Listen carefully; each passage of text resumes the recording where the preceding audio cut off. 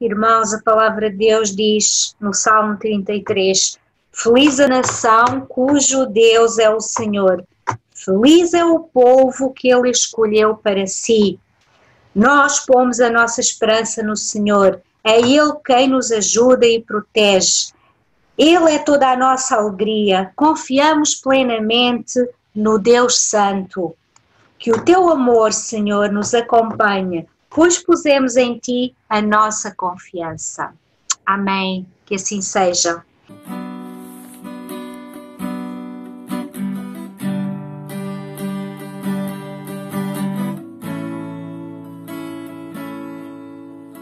Canto uma canção de amor ao Salvador.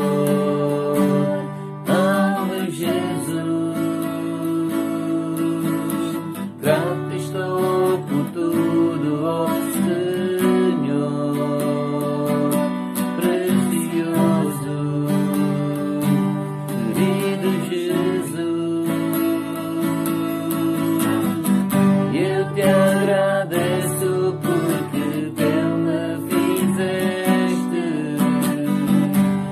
Não há onde eu queira estar, só em teus braços de amor, em teus braços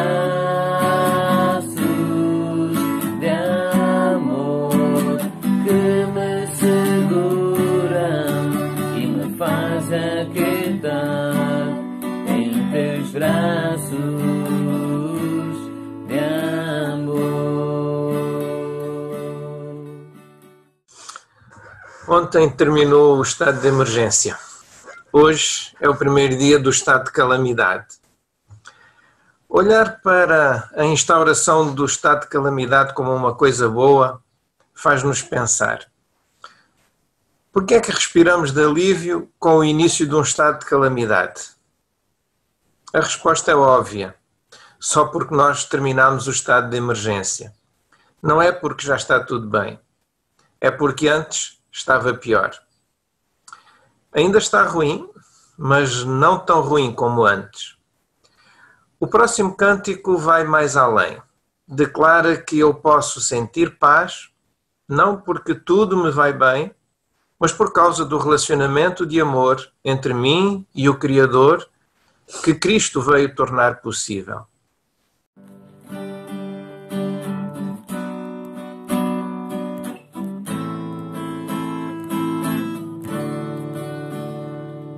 Esta paz que eu sinto em minha alma não é porque tudo me vai bem. Esta paz que eu sinto em minha alma é porque eu amo o meu Senhor.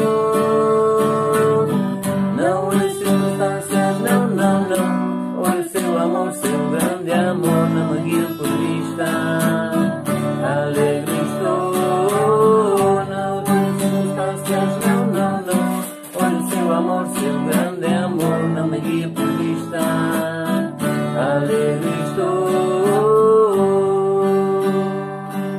Este gozo que eu sinto em minha alma não é porque tudo me vai bem. Este gozo que eu sinto em minha alma é porque sei que Deus é fiel. Não olha as circunstâncias, não, não, não. Olha o seu amor, seu grande amor, não me guia por vista. Alegre estou. Não olha as circunstâncias, não, não, não. Olha o seu amor, seu grande amor, não me guia por vista. Alegre estou. Ainda que eu terra na floresta e a vida não deu o seu fruto, ainda que os montes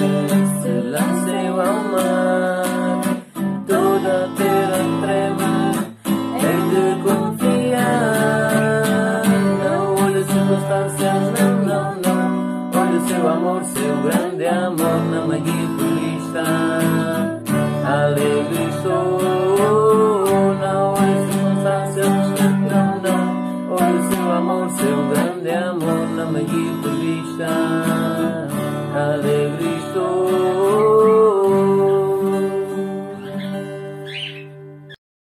Vamos também ver um vídeo produzido pelo Marcos Baridó e com a voz da Andressa para a MCE Brasil, com lições de uma quarentena. A primeira que a Bíblia registra.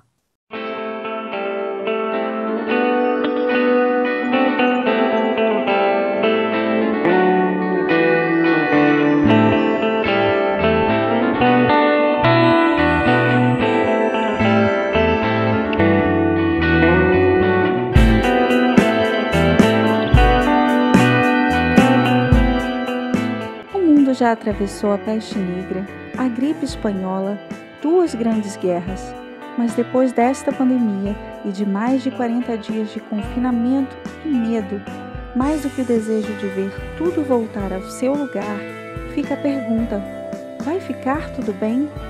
O Brasil está perto do auge da pandemia e os países europeus, que já foram devastados pelo número de mortos, iniciam agora o processo de reabertura. De um lado ou de outro da curva, todos nós queremos retomar as nossas vidas. Assim como Noé, para salvar sua família, ele ficou confinado e quando saiu da arca viu um mundo completamente novo, destruído pela morte. Imagina o temor que tomou conta do coração de Noé. Ele tinha uma ordem: encher novamente a terra de vida. O mundo depois do dilúvio não era o mesmo. Noé também não. Ele conheceu de perto o poder de quem é o dono da vida, da natureza, do mundo, da história e da humanidade. A primeira coisa que ele fez ao sair da arca foi construir um altar e adorar a este Deus Todo-Poderoso, ao mesmo tempo justo e misericordioso. Com toda a gratidão de quem foi salvo de uma tragédia, ele provou seu amor a Deus, obedecendo a ordem de encher a terra de vida novamente. Foi um outro nível de ficar tudo bem. Ele perdeu amigos, perdeu seu povo, mas recebeu salvação. E isso era o suficiente para dar coragem de viver novamente fora da arca. Temor, gratidão, amor e obediência. Esse foi o processo de Noé. Essas são as suas lições. E para você, também vai ficar tudo bem?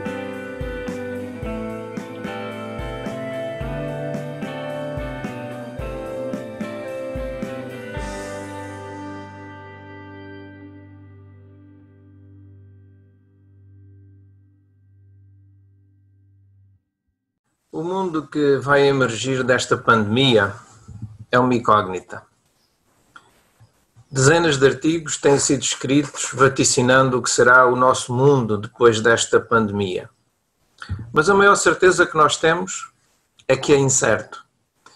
No entanto, existem certezas que temos agora e que vão continuar depois.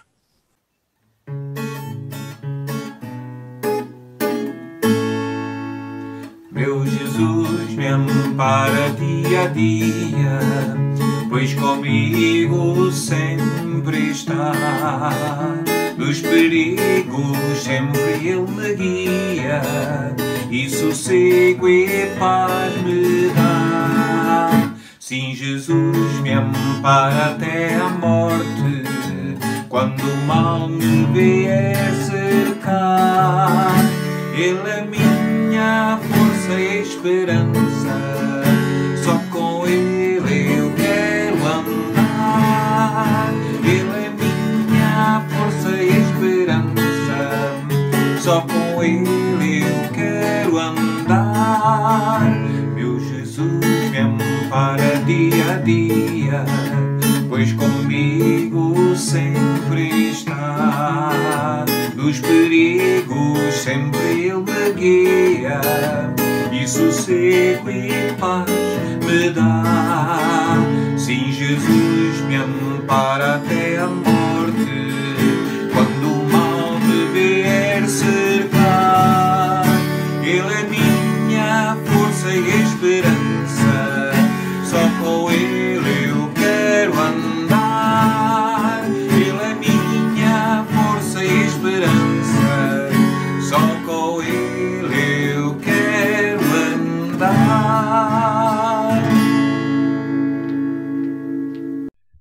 Amados irmãos, isto de pregar sequencialmente sobre um livro da Bíblia tem, como em todas as coisas da vida, vantagens e desvantagens.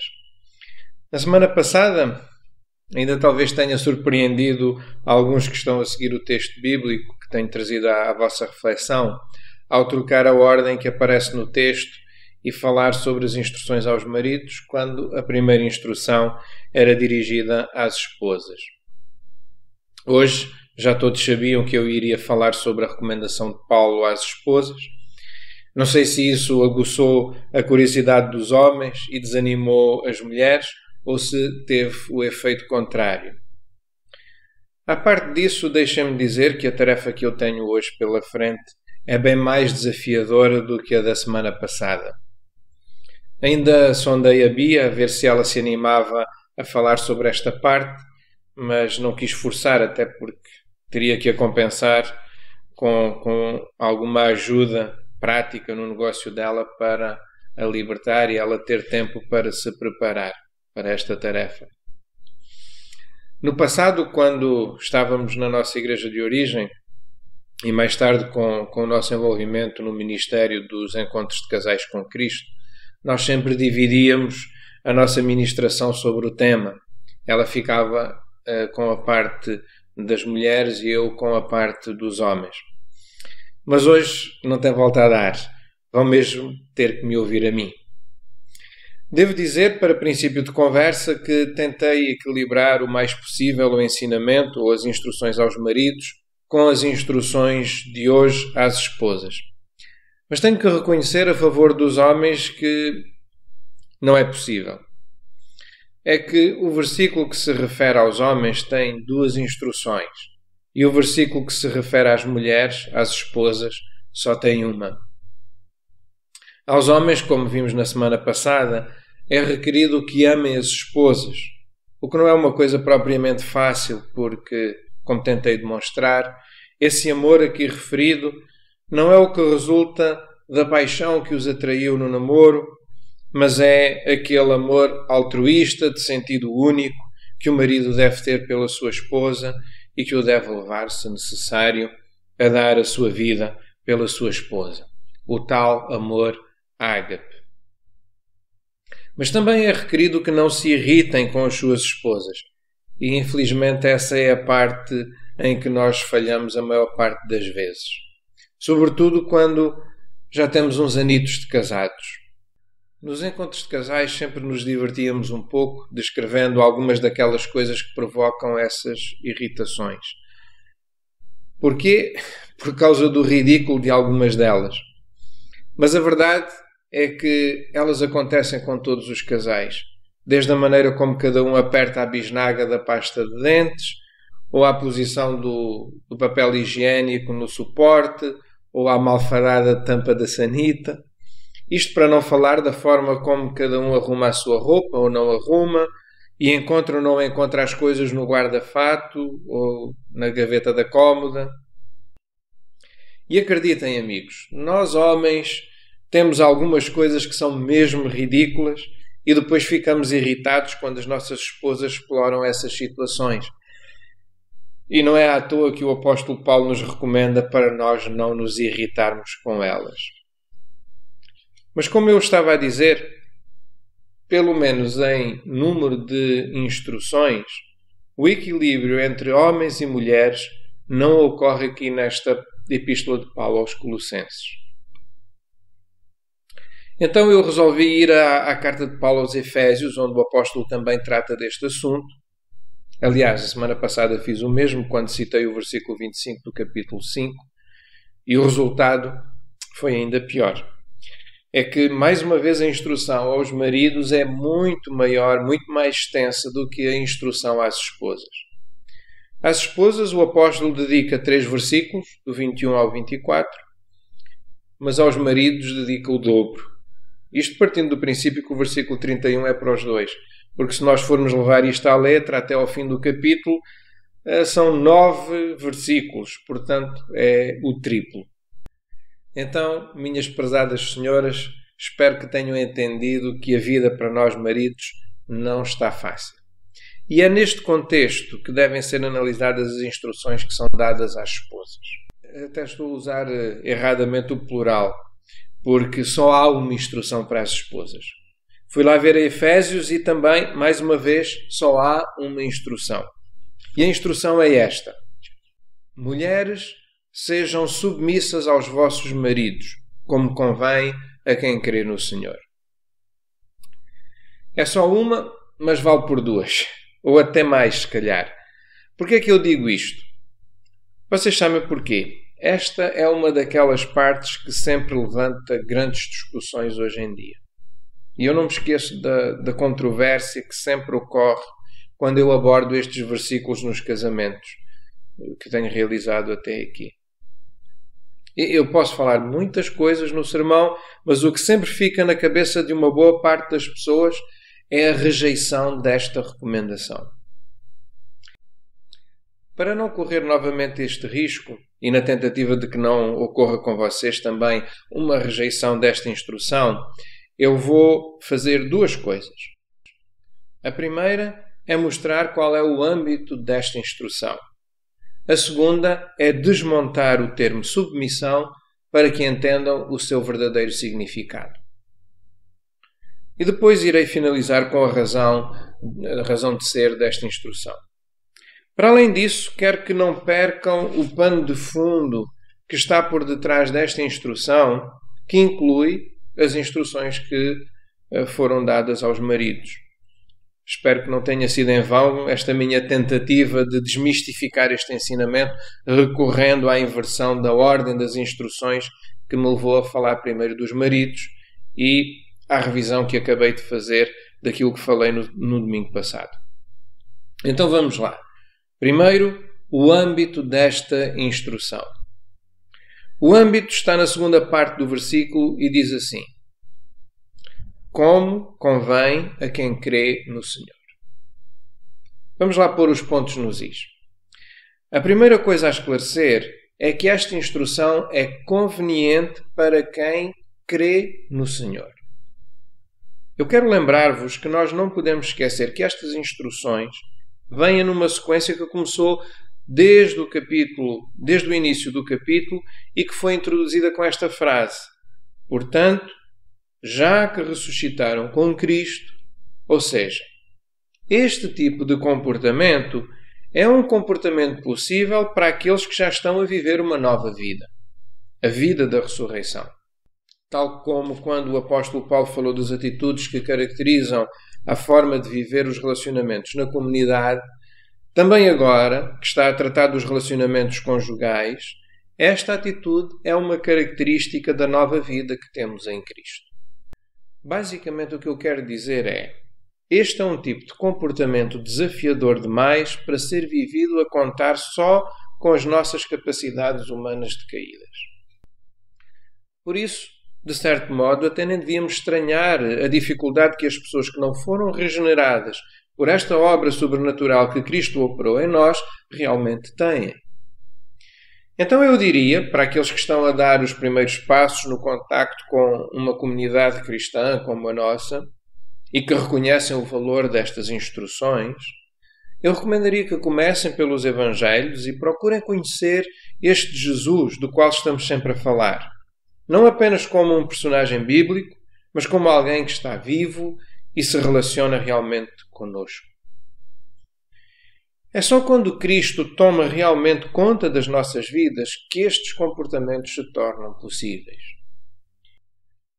E diria àqueles que já caminham com Cristo que não há desculpa para não viverem esta nova vida de que o apóstolo Paulo fala aqui, porque o poder, a capacidade para vivê-la já está em vocês. Então, tendo estabelecido o âmbito, gostaria agora de entrar no significado do termo submissão. Podem haver muitas razões para a rejeição desta instrução bíblica às mulheres para que sejam submissas aos seus maridos. Mas, na minha opinião, o problema começa logo com o conceito que a maior parte das pessoas tem na sua cabeça associado ao termo submissão. Pelo que eu tenho observado nas minhas conversas sobre este assunto, com o mais variado tipo de pessoas, a maior parte confunde submissão com subjugação. E são duas palavras diferentes, com significados diferentes, e que uma boa parte das pessoas identifica como sendo sinónimas. E não são. Mas é fácil descobrir a diferença, porque são palavras compostas. E se nós decompusermos estas palavras, de certeza que vão perceber mais facilmente a diferença. Vejam, ambas têm o prefixo sub. Se nós ficarmos apenas com o radical, temos então dois substantivos, missão e jugo. Deixa-me falar primeiro sobre jugo, que talvez seja uma palavra menos conhecida de alguns, sobretudo dos mais novos ou mais urbanos. Se eu disser que jugo é o mesmo que canga, provavelmente só os mais velhos, que vivem ou que viveram em ambiente rural, sabem o que é. Canga, ou jugo, é um aparelho que se coloca no cachaço dos bois. Cachaço é outra palavra difícil. Para facilitar, digamos que é o pescoço dos bois, ao qual se podem atrelar várias coisas, como um arado ou um carro, uma carroça, para trabalhos pesados. É por isso que a ideia de oprimir ou opressão está associada ao termo subjugar. Já no caso da submissão, o radical é bem diferente. O radical é missão.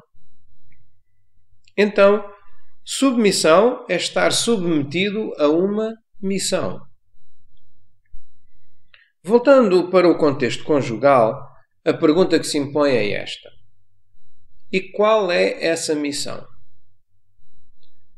Qual é a missão da união conjugal? Para que é que as pessoas casam?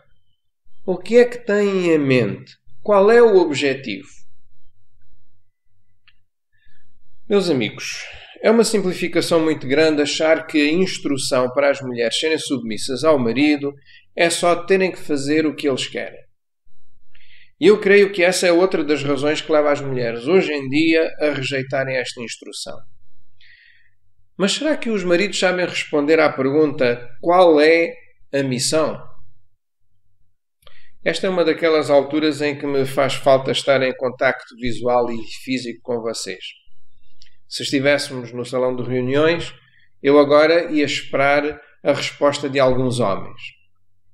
Mas cá para mim, arrisco a pensar que a maior parte ia ficar a gaguejar. Pois saibam as senhoras que me estão a ouvir que a missão não é determinada por nós homens. A missão foi determinada por quem nos criou. E aqui volto ao que já tinha dito atrás. O âmbito desta instrução está na frase: como convém a quem crê no Senhor. E isto pressupõe uma cosmovisão teísta. Numa cosmovisão evolucionista, não temos grandes argumentos para fundamentar.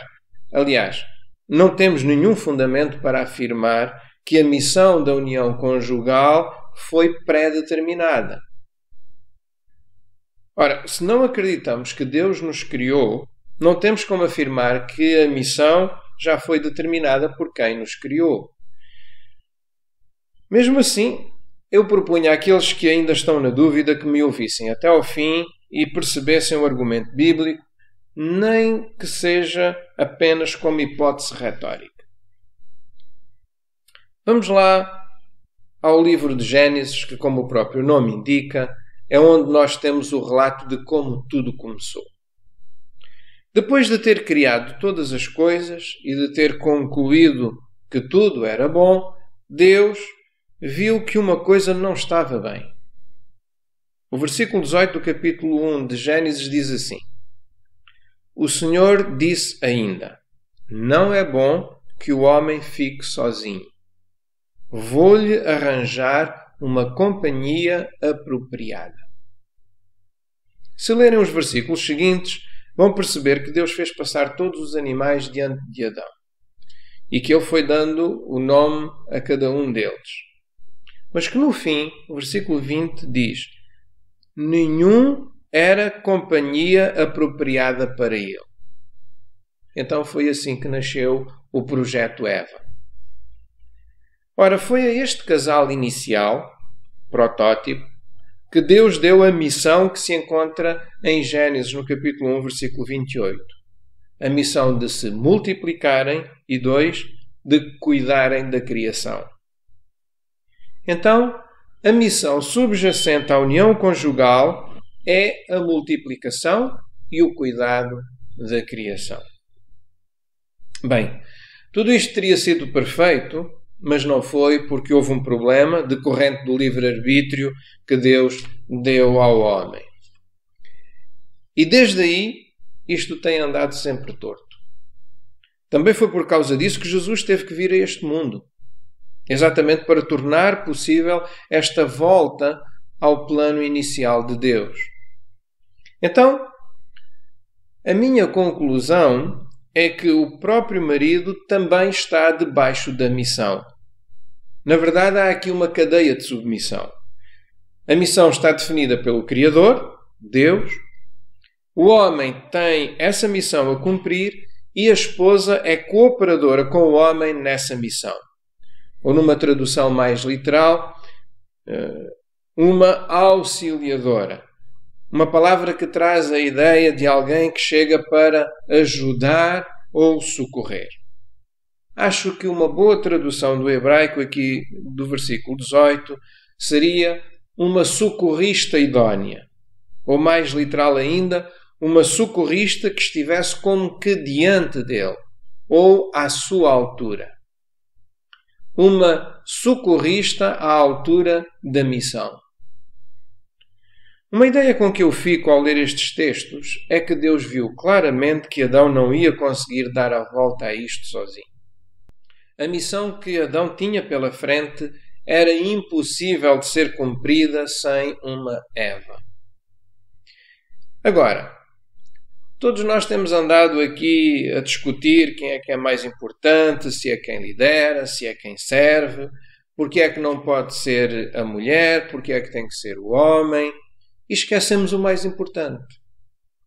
Esta é uma missão que só pode ser cumprida a 2. Ponto. E isso leva-me ao terceiro e último ponto deste meu raciocínio. Já vimos o âmbito desta instrução, acabamos de ver o significado desta instrução e eu quero terminar com a razão desta instrução. Por que é que Deus põe o homem com a responsabilidade de amar a esposa e de liderar esta missão e coloca a esposa a ser amada e a auxiliar desta tarefa? Bem, a resposta é muito parecida com aquela que nós pais costumamos dar aos nossos filhos naquela famosa idade dos porquês, quando a gente não aguenta mais aquela torturante pergunta. Mas porquê? A razão é porque sim. A razão é porque foi assim que Deus fez as coisas. São assim porque são. Deixa-me dar um exemplo muito rudimentar, mas que talvez ajude. Por que é que existem na sua casa, se é que existem, mas vamos imaginar que sim, por que é que existem 2 máquinas de lavar? Porque é que uma há de ser de roupa e a outra de louça? Eu creio que não é preciso ser filósofo para responder. A razão é que uma foi construída para lavar roupa e outra para lavar louça. O indivíduo que construiu a máquina de louça coloca lá no livro de instruções que aquela máquina é para lavar louça. Então, e pode-se colocar roupa lá dentro? Claro que pode. Mas funciona? Duvido. Isto de comparar humanos com máquinas de lavar pode ser ofensivo. Eu espero que vocês não levem a mal. Mas é a forma mais básica que eu consegui arranjar para ilustrar isto. Deus deixou o manual de instruções, que nós chamamos de Bíblia, a explicar como é que as coisas que Ele criou funcionam melhor. Só isso. Esta é então a forma como a humanidade funciona melhor. Ou neste caso, como é que o casamento funciona melhor. Mas se vocês quiserem fazer de outro jeito, bom, o fabricante não impede de colocar roupa na máquina de louça.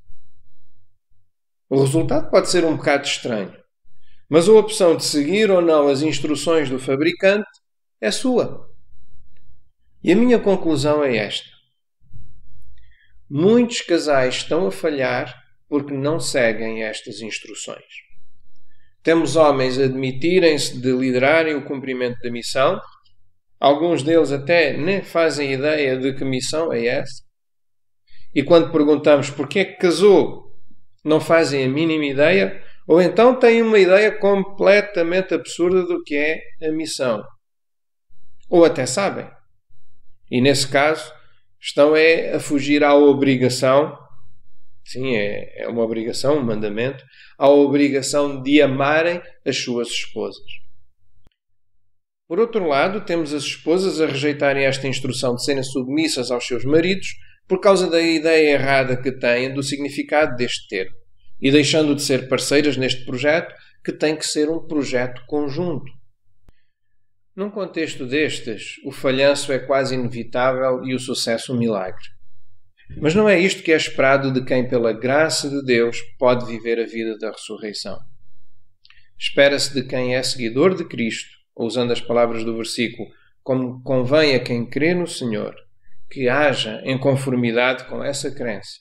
Ou seja, mulheres, sejam submissas aos vossos maridos, como convém a quem crê no Senhor. Maridos, amem as vossas mulheres e não se irritem com elas. E eu acrescento, baseado em Gênesis, e não se omitam de liderarem o cumprimento dessa missão. Que Deus vos abençoe e uma boa semana de parceria conjugal no cumprimento dos planos de Deus para este mundo. Bem, irmãos, e se queremos seguir o livro, o Manual de Instruções para a nossa vida, se queremos, o Manual de Instruções é este livro, ele diz-nos que o Senhor tem que reinar em nós. E Ele tem que reinar sobre o meu pensar, sobre o meu falar, sobre o meu agir, sobre o meu querer.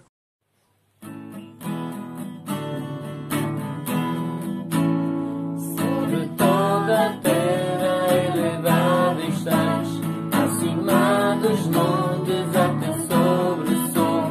Mas o meu desejo, minha oração,